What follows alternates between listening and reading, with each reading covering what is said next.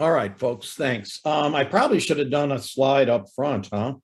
Why are Frank's slides not looking like anyone else? A, he doesn't read emails. B, he's a boomer and he didn't know how to switch. C, he doesn't do anything like anybody else because he doesn't really like anybody else. I don't know. We're going to just skip. I got 30 slides, 22 minutes. Let's get to the meat. If you can't figure out the objectives, I don't really care. I'm not telling you up front. I'm going to throw as much at you as I can in this time, and you'll learn from whatever you need to learn for yourself. I'm not a big fan of CE departments. So I'm going to skip this for right now. We get them again at the, oh no, that didn't work out right. Let's go to here. And I do want to give a little background. I could talk about it. There's two things really on this slide, and I don't care if you have a chance to read it all or not. One is I've been, my job at the University of Illinois, my residency was 84 to 85.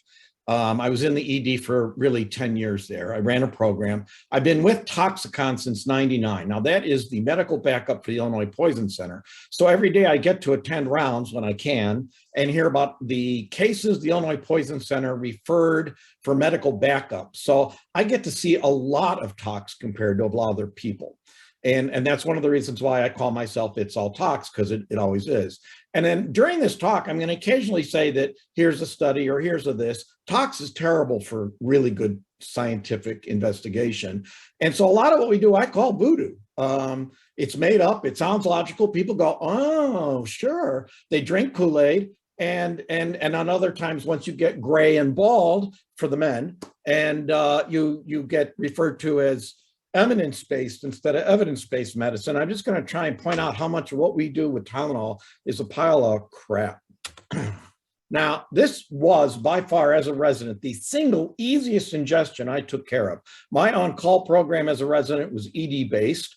We were there from 5 at night to 7 in the morning, and our weekend call shifts were 24 hours consecutively. And Tylenol was the ingestion. We had to see all the ingestions, all the asthmatics, a couple of other things all the time, all the seizure patients. The poisonings were easy, especially if they were Tylenol, which is one of our most common, because you just used oral NAC. There was no other choices. And we did the FDA-approved protocol. And I really have this slide here because I want people to see a couple of things on it big time. I don't even know if you know how, so few people do it anymore. So 140 per kilo oral, and then 70 per kilo for 4 hours for 17 doses. It was usually started after you had a 4-hour level or something drawn after 4 hours to confirm that it was above the line, which in the United States meant conservative practice meant above the lower line. And then what we would do is we would take the product. Now, this is a travesty in my mind. We did things all the time thinking everybody knows how to do it and never wrote up how we were doing it. And it's amazing when I start talking about the IV administration of the inhalational mucomist, you can't find this written up anywhere, hardly at all. But we would dilute it in a non-alcoholic beverage, usually to 3%, although very few people, they just filled the cup, put a lid on it, put a straw in it, taped the straw, did everything you did to decrease the odor. All kinds of recommendations, like everything in chat all day today. It appears that every city has its own drink du jour or whatever. And Fresca is what's most commonly referred to in print. I particularly found Hawaiian Punch to be the most effective. I hated drinking it myself, and that's the Hawaiian Punch. I never, and you often hear people talk about the reason to do all this to limit the olfactory, the smell and the odor. And I'm going to start with something you're going to hear a couple more times today, and one is, don't we all talk about olfactory fatigue or olfactory paralysis with hydrogen sulfide gas, and that's why it kills people, because they get knocked, it smells horrible, but they knock down so fast they can't leave? Well, you know, people, if they can get past that first dose or two of NAC, they seem to stop smelling it because they were in the room with the damn cup. And the only people who really complained about the nausea and the smell all the time were the healthcare workers going in and out. So you're treating yourself or you're treating your patient. And I did this thousands of times over the 1984 to 2004 timeframe where I was in the ED and or helping assist treating these patients. So back off if you say it smells too bad, not unless you're giving it. If they got puked, we gave them another dose.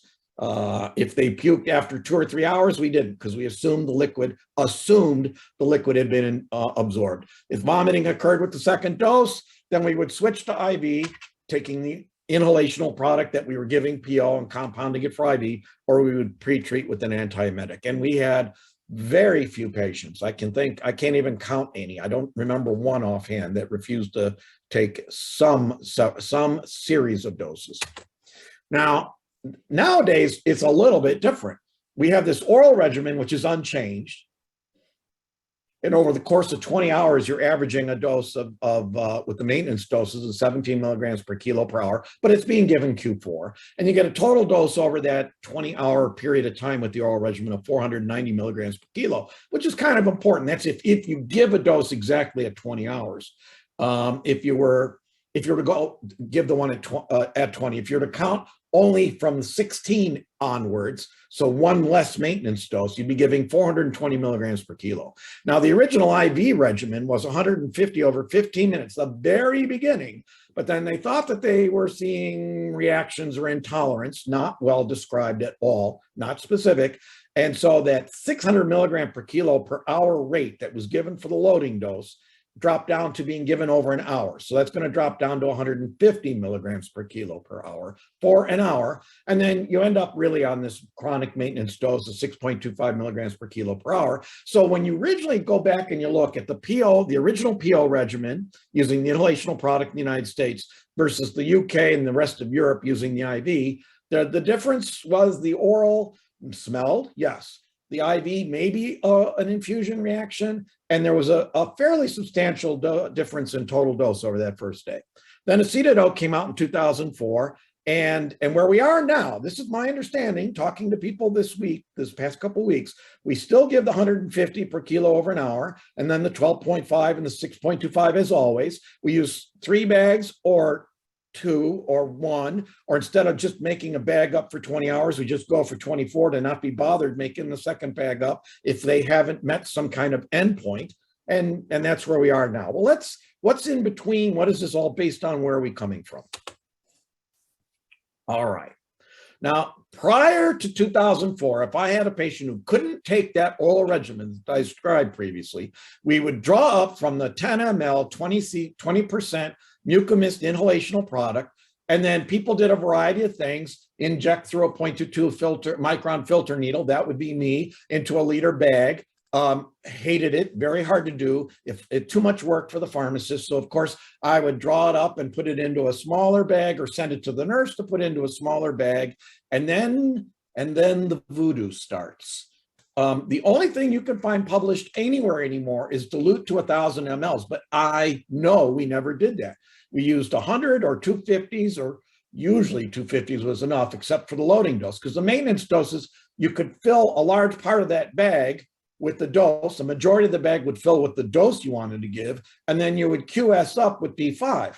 Well, we never actually went for 3% solutions. We just tried to keep it to a bag. Nobody knows what the actual concentrations were. Now, you would argue back, but Frank, good pharmacists back then would not do that if they didn't have stability and precipitation and all that other stuff, from the IV handbook, Tristle's Handbook of Drugs. And yet, no, we just did it this way all the time. Poison centers might not think so, but this is what we were doing. And we gave individual bags with every dose, which is how I know we didn't dilute every dose to a liter, because that'd be 6 liters of free water a day, just through the neck if we were giving it. So no, that was a problem. Now I would actually prefer to draw it up from the syringe, put it in the bag, and put the 0.22 micron filter needle for bacterial sterility between the bag and the pump, or the pump into the patient. Putting it into the pump, it was really hard to do, and the nurses argued about that. Putting it on the back end of the pumps in the 80s, the mid to late 80s, they got a lot of back pressure fails because it was just too hard to get through that filter needle. And that ended up not being so, we did have some delays there. So we really kind of pushed for that oral therapy up front if we could. And we got away with it most of the time. We often delayed. We deliberately waited because all the data said you had at least 8 hours. And ideally, the best results were under 10 if you waited to make sure that you had to treat the patient, because they lie way too many times, which is why I hate the milligram per kilo history crap that somebody was talking about for something earlier today. And we had our own assay machine. It was something the pharmacists did in the ED back then because it was allowed until they outlawed it by the American College of Pathology. And we would run our results. We wouldn't let the blood coagulate. We'd spin it down right away, put it in a machine. It was a SIVA QST. And then we would have a level within 30 minutes of being drawn from the patient. So we would be able to start NAC up to even as late as 7 hours after the ingestion. If they came in at 1 hour, we could wait 6. But we didn't. If they came in at 6 hours, we didn't start right away. We could wait till 7. And in that regard, we then gave ourselves some individualization opportunities based on confirming that the patient needed it. And whenever possible, as soon as the patient appeared to be able to tolerate it, either by waking up, improving, other things wearing off, responding to Narcan, yada, yada, we would switch back to PO as quickly as we could. All right, so there we were. Used to be easy. There's the regimen again. But, sometimes, especially back in the day when I started, we would have to do other co-ingestants would be there, things that we were really worried about besides acetaminophen. And I saw a lot of bad acetaminophen aspirin ingestions where people were in the 80-80 club or the 100-100 club, which is really unpleasant. And even worse than aspirin and acetaminophen together was somebody who OD'd on acetaminophen and then one of the theophylline products, which I'll spell the name in chat later because none of you have probably ever heard of theophylline, but it was something I staked my early career on as a toxicologist, and then nobody used it anymore, and I became, useless. So what would you do when you had 2 really bad ingestions, one of which you really didn't want to give oral NAC if you had to give oral charcoal. And this was exceedingly common practice. We would stagger doses every 2 hours. So NAC oral, 2 hours later charcoal, 2 hours later NAC, 2 hours later charcoal. And we staggered out to endpoints that we made up on the spot because we didn't have any officially anywhere. And we looked for kinetic data, and it turned out that there was some data out there. There was 6 or 7 studies, all done in normal volunteers. And what they showed in one of the papers was there was the potential of the area under the curve to reduce by 40%. All the other papers showed no change whatsoever within 5 minutes of each other, no significant change in the AUC. And I can't really explain why just the one did, but we chose to be conservative. So we increased our NAC doses by 40%. Was there a trial? No, this was voodoo. We saw a paper in normal volunteers, and we decided to increase the dose of NAC to be conservative because the charcoal 2 hours later might absorb some of that liquid NAC, which it shouldn't have been doing. And back then we had data. There was a couple of posters that were presented at national meetings that said dialysis could remove NAC to a significant degree. And so we would increase our maintenance doses of NAC by 50%, which meant when we were giving NAC IV in the presence of hemodialysis, we would double the NAC rate, which meant going from 17 to 35 in our 1 hour bag. All right, so it used to be easy. We used to do these things, but sometimes patients came in after 24 hours. And actually, while it says treat anyway, that's what you guys all do. Back then, until a paper came out in the 90s from England, nobody treated those patients. A couple of people did said, what do we have to lose? But most of us didn't treat at all. So kind of amazing that there was a lot of, it's too late, we can't do anything. That's going to be kind of relevant later on, I think, because we might be missing something here. But there was always that problem with the oral regimen was 3 days, and we know that the British were able to get away with 20 hours. I'm picking on the British. I'm sorry. I'm an old white man. I do entitled privileged things, and forgive me. But people started playing with dosing regimen durations for the oral. If the oral why is the oral 72, which we'll explain in a few minutes if you don't know. But people started doing very small studies. They dropped from 72 to 48 hours, from 48 to 36, 36 to 24, down to 20. There's even a paper out there where the British compared 24 to 12, where the British took their 24-hour regimen and compressed it to 12 hours. So all their rates were higher. And usually any one study was published, It was clearly inadequately sized to look at things like mortality and also to look at things like incidences of ALT or AST exceeding 1,000, because it was really, really rare we see those. And because they showed equivalent benefit, everybody would adopt one because it sounded cost effective and it made us look good. And this actually was kind of formalized in a publication that I'll reference people to, an editorial written by Richard Barry-Rumack at that, there's the citation. And it was called Patient-Tailored Treatment for Acetaminophen Poisoning. And I really think this is kind of key. Why is he having me join him in the speaker ready room? Not now. Can I be heard? Yes, you can. Just ignore that. That was something else. I apologize. Okay, I'm ignoring you, Kyle. Oh, I wasn't. I know. I didn't need your permission because I do it anyway. But let's shut this down. Okay, so there we are. Uh-oh. How do I get back here? Yeah. So summary. Now up to 2004, this is what's going on. I've got that PO regimen. But if we had to give it with charcoal, we increased the NAC by 40%. If we had to do dialysis, we increased it by 100. If we gave the POIB, the right-hand side kind of shows what those dosing per hour rates were for those individual bags. If we were giving it IV and we had charcoal on board, we didn't care about the increasing the NAC dose because it was there. It was being given IV. And then we have the down below the IV doses between the two. And there are clearly some substantial differences between these regimens that I think could give us some insight to when we're trying to look at what rates are we giving on a per kilo basis or a per kilo per hour basis when we struggle with things like concentrations, fluid overload, small, tiny people, etc. Now, oh, this is sort of a repetitious slide. I missed that. Dumb slide. Frank was bad. And acetaminophen gets approved in 2004. Really heavily promoted drug. I'm going to highlight some major points. It's the only FDA-approved intravenous product for Tylenol overdose. There are reasons for that. Johnson, had no desire to spend the money to get their inhalational product approved for IV administration. And it's approved in a 3-bag sequence. By FDA regulation or guideline, I think it's regulation 797, if you use inhalational NAC and give it IV, it is considered a compounded product and thus is not considered FDA approved.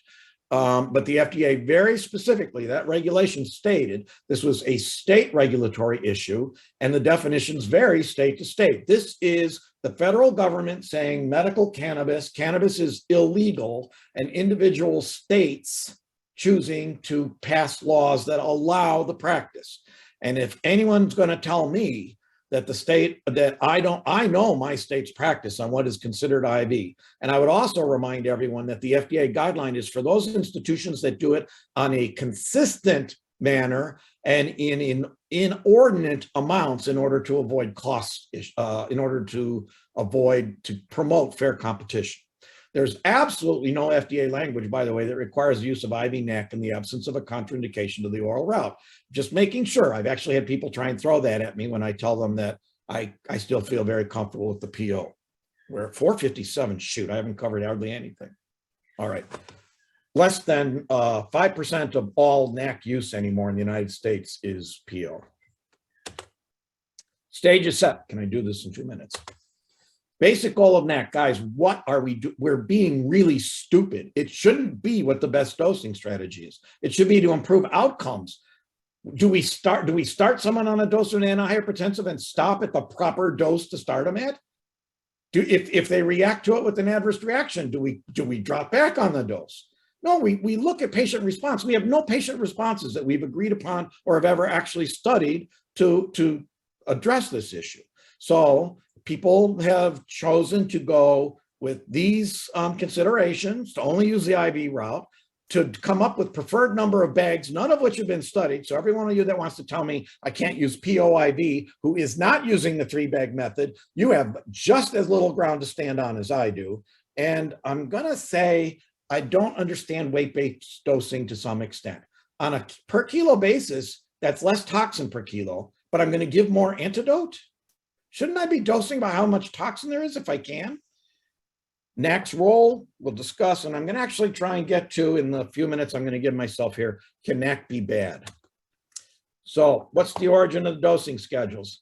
Animal data in the 70s showed that sulfhydryl group depletion was severe, led to predicted hepatotoxicity. We figured out it was glutathione. When 70% of rat glutathione is depleted, you get hepatotoxicity. So people said that's about 4.2 millimoles total. When you look at what is human liver is 1.5 liters. So they multiplied 4.2 by 1.5 and came up with they needed to replicate 6 millimoles of glutathione in a human liver. They took a number from a rat liver and then multiplied by the average size of a human liver. That's called voodoo.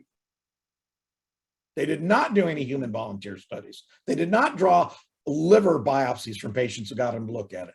They came up with a 6 milligram per kilo load of NAC was necessary. 6 per kilo. FDA wanted a safety factor. What kind of a safety factor is going from 6 to 140? Kind of a big one, isn't it? And we have all these other stuff. Now, these were all healthy animals who were well nourished. No other drugs had normal livers. UK chose 20 to 25 hours to approximate a 4-hour half-life of acetaminophen. UK noticed that some people were relapsing after they stopped at 20 hours, and they extended the interval. And UK has gone even farther and said, well, we might be missing people earlier on, so they dropped the level at which they start treatment in order to make sure they didn't accidentally miss people who needed it. Late in the 80s, there were 2 series that showed that people with fulminant hepatic failure, encephalopathy, seizures, comatose, could benefit from NAC if it had been more than 10 hours or later, or 24 is how it's often referred to. And that also led to treating lower and treating no matter what time they came in. In the US, the FDA felt that that duration of 4 hours based on a normal half-life was inappropriate. And they selected 12 because there was some studies showed that there was increased mortality at 12 hours or longer, even though some patients had even longer than 12. They multiplied that by 5, got to 60 hours, but the FDA said nurses don't know how to calculate the 60 and made it 3 days to be conservative. That was a really inappropriate thing to say. Now, this is a paper most people can't get because it's behind a paywall, but Hurd in 2010 published a paper and they looked at 503 patients retrospectively who got either IV or PO NAC over the course of a number of years. 52 got both because they switched from one to the other. Overall, the IV route had fewer ADEs. Shouldn't be a surprise. There were no serious NAC-related ADEs in any of these patients. And only 1/3 of all the ADEs reported were by experts who wrote the paper, including some of the tox names, the toxic registry group, thought that only 1/3 were actually due to the NAC itself. 169 patients with at least one ADE. 169, 19 of the IV were switched to PO, 25 of the PO were switched to IV. If we assume that the 12 noted to be switched because of a NAC-related ADE, even though they didn't say where those 12 came from, but if we made all 12 PO patients, 12 out of 173 people, the PO only and the ones that got switched to PO, 12 ended up having an ADE, which was not serious, which is a total of 7% of the patients. 7% had a treatment-stopping nausea or vomiting. I'm wondering again why nausea or vomiting is an absolute indication to stop therapy.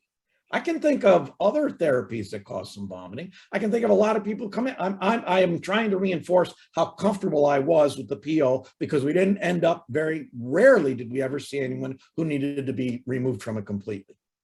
And then there's the issue of anaphylactoid that I'm not going to get into because I don't think we've studied it very well. So I'm really wondering, are we looking at the right ADE as an outcome? Should it be an outcome at all? Well, what should probably be an outcome is, did the ADE lead to a need to discontinue the therapy, which would be bad. I just want to throw some numbers at you folks. We talk about how bad Tylenol is. You know, on average, there is 1 death a day in the United States. Period. 1 a day, spread across 6,000 hospitals. 1. 150 people who need liver transplant a day across the United States. There are in the area of 35,000 acetaminophen exposures a year called into poison centers. Could be as high as 50, depending on what year you want to look at. That's an exceedingly low major morbidity and mortality rate. I hope everybody understands that. And when we start talking about how we're impacting, we're never going to have good studies for this. ALT, what's the right endpoint here? Under 1,000, under 500, 3 times the upper limit of normal, less than 100, try not to exceed 100. None of these have actually been proven to be correlated to an outcome because we can't do a study big enough. I don't know that I like any of them right now because of some urinary adducts, which might be really good. Measures of the toxic byproducts being formed, not readily available, clinically accessible, financially intelligent. Half-life might be good, but remember, if we look at half-lives, we have to think about what's the half-life of ALT and AST, and they average, respectively, 47 hours for ALT, 17 for AST. So are you going to wait 141 to 235 hours for those to normalize? Are you picking normal when you don't even know baseline? Stop it. And are they getting better? Because sometimes there's no liver left anymore. Well, that's a stupid outcome to use. So I don't know. And guys, does ethanol affect these things? Why aren't the ethanol concentrations ever addressed in these studies? Find me one of the 5,851 acetaminophen clinical trials ever published in PubMed. 121 were clinical trials. It's ridiculous. We Twitterize all this crap. Somebody does a case series and it's tweeted for the world to follow. I'm a little opinionated. How many bags? Oh, I'm just gonna skip how many bags. We don't know, and we don't have a good outcome to measure. And I don't like a specific number, and I'm never going to support it. Can NAC maybe be bad? A really, really, really important paper. Preprint only, electronic, no full citation. Akakpo, Rumack, Stephen Curry, Archives of Toxicology 2022. They talk about how NAC and 4-MP impact Tylenol poisoning. NAC clearly prevents the formation of the toxic metabolite. So does 4-MP. NAC is clearly been described in the same rat models that talk about how it's bad and how we can stop being bad and prevent bad with our antidotes. Those same models have shown, if you wait long enough, you can see that NAC impairs hepatic regeneration, impairs it, where 4-MP promotes it. A quick summary. We have liver cells die all the time. Your only major organ that regenerates is the liver. We cut a third of it out. Biomass, the resection for living-related livers is replaced, 90% of it is replaced in 2 weeks. 2 damn weeks. There are markers for that regeneration. 4-MP, those markers go on and on and on after when you use it in the rat model. NAC, the markers don't show at all because it's suppressing the fact that we have these systems that react to a small amount of liver cell death to generate new liver cell formation. But if NAC is there preventing all oxidative, all cell breakdown, all mediators of apoptosis, the necrotic byproducts from being formed, you don't get the signal loop back to let's make new tissue. It might be that we're going to see ourselves move towards we start with NAC and we switch to fomepizole when we have a marker that says we stopped toxicity destruction, we started regeneration. The people who say, well, let's start fomepizole up front. Did you not see how much fomepizole was used in the United States at $10,000 for a 4-pack? And now you want to do it for anybody who might have acetaminophen toxicity? Go away. I need to justify my job. I think NAC dosing is a mess. I don't think we know what we're doing. I think it's all voodoo. I think it should be thoughtful. I'll give you examples of what I like to do. I like to use the PO route whenever I can. I like to recommend it every time. It's hard to get people to do it. I've got most of my docs do it most of the time. These are the physicians that I work with in Chicago that are the medical backups for the Poison Center. If I have supply issues and I don't have enough IV, why not give IV and PO? Who said you can't give them together? Excuse me, who said we couldn't do that? We don't need to anywhere else, but who said we couldn't? And I'm really going to, and then why don't we take advantage of that 8-hour window and get an actual level to see if we need to, and you're all going to get all twitchy on me, but Rumack did those studies all the way down to Q2-hour blocks. You can get that data from him. I personally worry concentrations over 400 at 4 hours or their rough equivalent. I get nervous as soon as the half-life is longer than 4. I get very nervous when it's longer than 12. I'm always willing to give more drug right now. If ALT and AST rise after the NAC is started, in a way, that's more toxicity, that's more damage. I'm not blocking it all. Maybe I find a way to give more NAC there. I do worry about nutrition. Malnourished people you should be very frightened of. A rat fasted for 2 days, 2 days, 2 days of fasting in a rat, and therapeutic doses of acetaminophen can cause hepatotoxicity, like an overdose. And I like to stop when my Tylenol level is less than 30. There's very little there, and ALT and AST are declining over at least 3 determinations. And maybe one of these days I'll be adding phosphate or alpha fetoprotein to be, if they start going up, if AFP goes up and the phosphate's going down, liver's regenerating. I like that. I might accidentally uncover a hepatic carcinoma there, but that would seem to push the boundaries. Which one of these is true about NAC? And the only one that's true is that the FDA regimen specifies a 3-bag regimen. The rest might look good, but I'm not going to give you time to read them. And what is the factor not yet considered or resolved for using NAC? And it's all of them are true. I'll go backwards for a second. The infusion rate, we actually don't know. Bateman did a study in 2004 showing in compressing to 12 hours, infusing everything faster, they had 1/4 the number of anaphylactoid reactions. So the loading dose was faster, and yet they had less. I don't know. I don't think we actually know. Treatment endpoint, we don't know. Weight, dose, what do we? I don't know. I don't know. And then the last one, these are all settings. An inadequate supply, NAC will give PO and IV, or give PO and then give IV and then switch to PO. Or if they can take PO, take PO, start PO and then switch to IV. If they're being transferred, if they're coming from your hospital and going somewhere else, Sebastian, give them a damn PO load up front, not worry about the IV line running in. And I'm just going to stop because I went too long. I'm sorry, guys. I'm going to stop sharing. My apologies. Frank, there's a few messages that I got that says we should just let you freestyle for the rest of the conference. Oh. Like we're just going to stop doing everything else and let you freestyle. But you have to understand, well, they can come back to the social hour, can't they, Jimmy?